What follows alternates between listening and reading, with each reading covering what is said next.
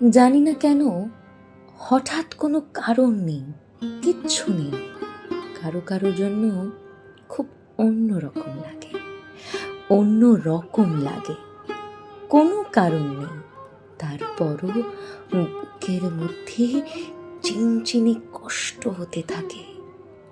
কারুকে খুব দেখতে ইচ্ছে হয়, পেতে ইচ্ছে হয়, কারুর সঙ্গে খুব ঘনিষ্ঠ হয়ে বসতে ইচ্ছে হয়, সারা জীবন ধরে সারা জীবনের গল্প করতে ইচ্ছে হয়। ইচ্ছে হওয়ার কোনো কারণ নেই, তারপরও ইচ্ছে হয়। ইচ্ছের কোনো লাগাম থাকে না, ইচ্ছেগুলো এক সকাল থেকে আরেক সকাল পর্যন্ত জ্বালাতে থাকে প্রতিদিন। ইচ্ছেগুলো পূরণ হয় না, তারপরও ইচ্ছেগুলো বেশরমের মতো পড়ে থাকে, আশায় আশায় থাকে, কষ্ট হতে থাকে, কষ্ট হওয়ার কোনো কারণ নেই, তারপরও হতে থাকে, সময়গুলো নষ্ট হতে থাকে। কারো কারো জন্য জানি না জীবনের শেষ বয়সে এসেও সেই কিশোরীর মতো কেন অনুভব করি। কিশোরী বয়সেও যেমন লুকিয়ে রাখতে হতো ইচ্ছেগুলো, এখনো হয়।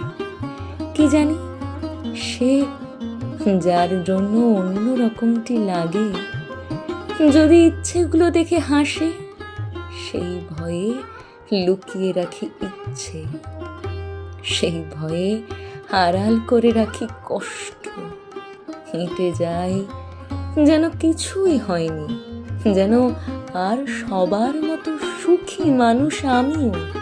হেঁটে যাই, যাই কত কোথাও যাই, কিন্তু তার কাছেই কেবল যাই না যার জন্য লাগে। কারো কারো জন্য এমন অদ্ভুত অসময়ে বুক ছিঁড়ে যেতে থাকে কেন?